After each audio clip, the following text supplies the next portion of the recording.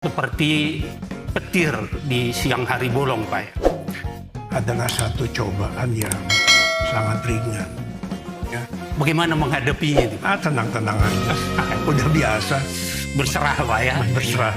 Waktu Menko juga banyak hujat. Itu.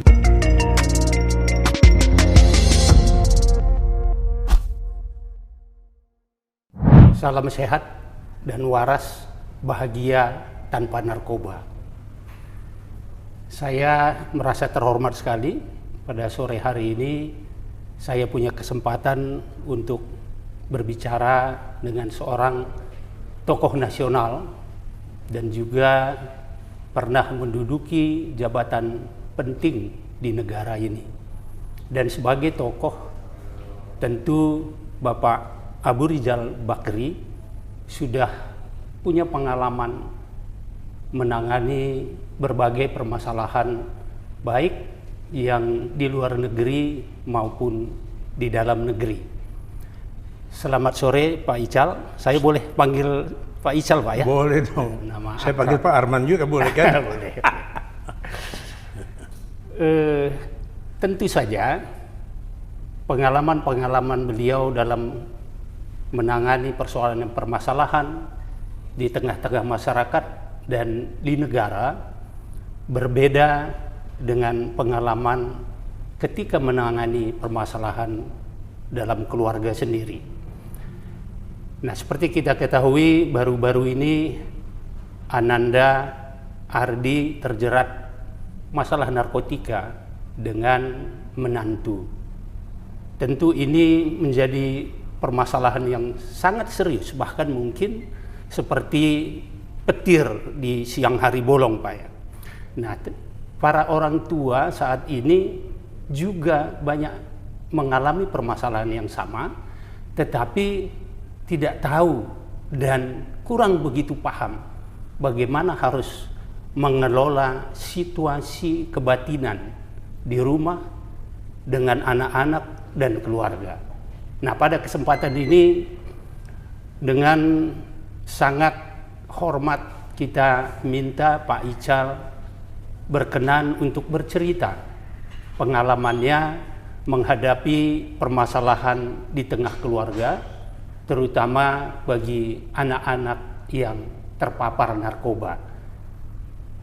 Dan saya kira pengalaman ini nanti akan menjadi referensi buat kita semua dan orang tua ketika menghadapi hal yang sama.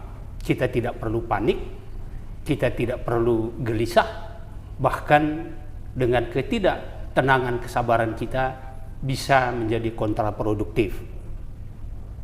Nah, untuk itu Pak Ical, kalau berkenan kami boleh mendengar pengalamannya, Pak, terutama bagaimana mengelola situasi di rumah, Pak. Assalamualaikum warahmatullahi wabarakatuh. Waalaikumsalam warahmatullahi wabarakatuh. Memang pada waktu mendapatkan berita itu sedikit terkejut. Tapi sebagai seorang umat beragama, saya selalu mengatakan kepada istri saya pada saat itu jam 4 pagi, Ardi telepon saya jam 4 pagi. Saya langsung sampaikan kepada istri saya, ini musibah lagi datang. Ayo kita hadapi bersama dengan tenang. Lalu saya tentunya bicara dengan Ardi dan memberi nasihat kepada dia bahwa setiap keluarga, setiap manusia itu mempunyai pasti akan mendapatkan cobaan dari Tuhan Yang Maha Kuasa. Kalau kita meyakini itu, maka kita bisa melihat bahwa apa yang saya sampaikan pada Ardi pada waktu itu, apa yang kalian hadapi pada hari ini adalah satu cobaan yang sangat ringan dibandingkan dengan cobaan-cobaan keluarga-keluarga lainnya. Cobaan yang jauh lebih berat, tapi mereka bisa tegar menghadapinya. Jadi kalian hadapi saja prosesnya dan ikuti perkembangannya untuk menjadi manusia yang lebih baik. Tidak ada satu patah kata pun dari saya yang memarahi.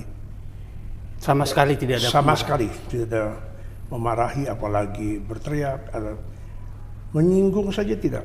Saya cuma mengatakan ini musibah. Kalau kita mengerti tentang itu, maka kita yakin bahwa satu saat kita akan mendapatkan juga satu kesenangan. Jadi kita hadapi musibah itu dan kita ikuti semua prosedur-prosedurnya. Alhamdulillah pada waktu itu, Pak Arman, kalau saya boleh cerita, setelah mendapatkan perawatan pada waktu itu, maka saya melihat dari sedikit demi sedikit, dari hari ke hari, dari bulan ke bulan, saya melihat perubahan.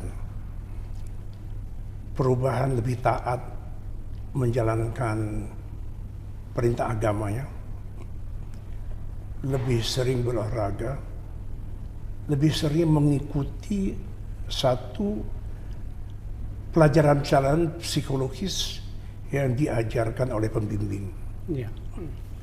Jadi bukan saja pada saat itu melakukan terapi di sana dan tidak pakai obat, ya, memang.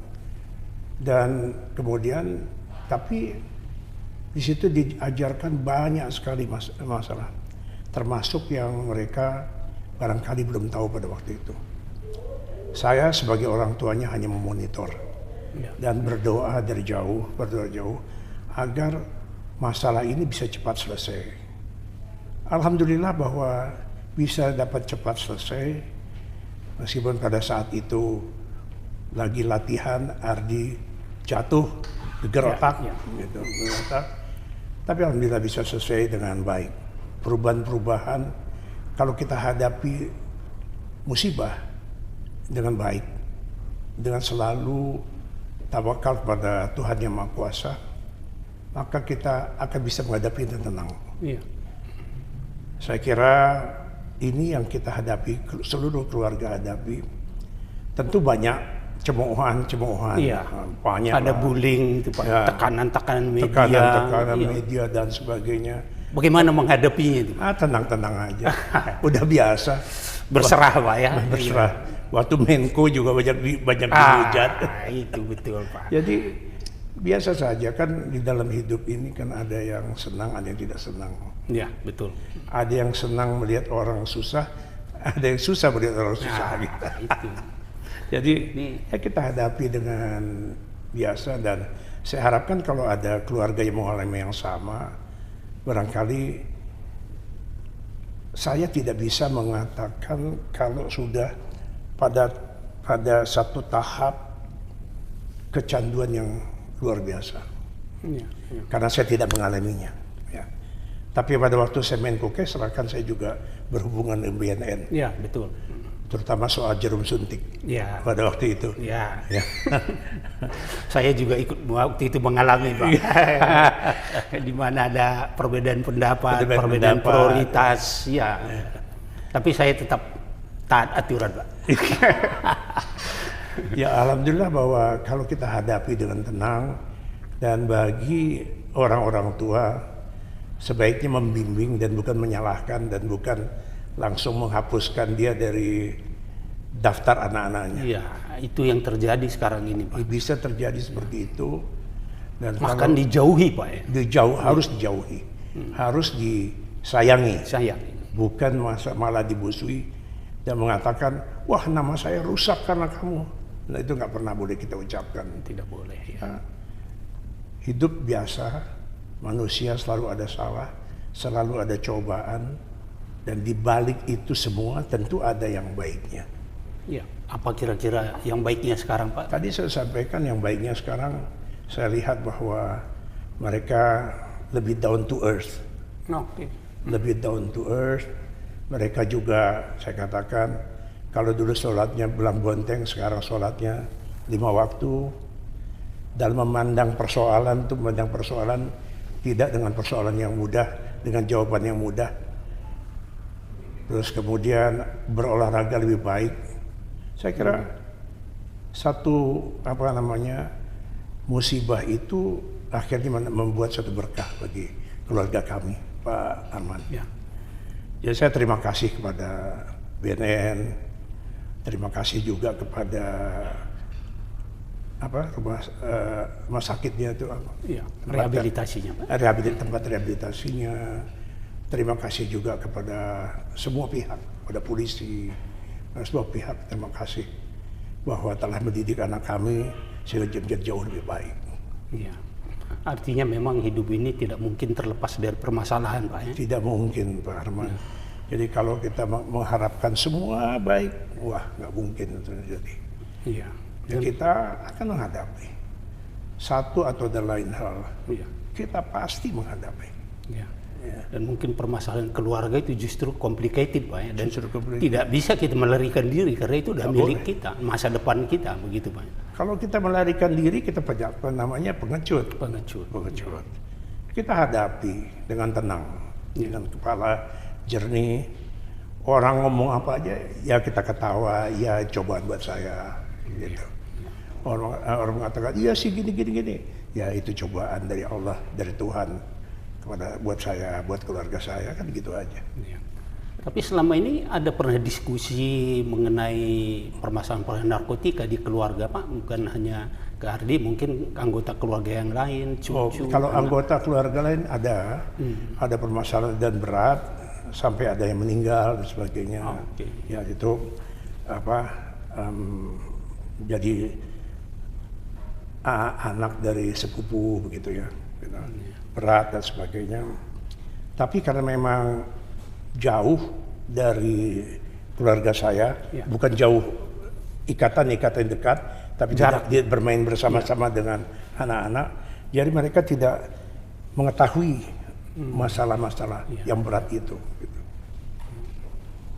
Saya kira itulah Pak Arman, dan Pak Arman ini banyak bantu luar biasa.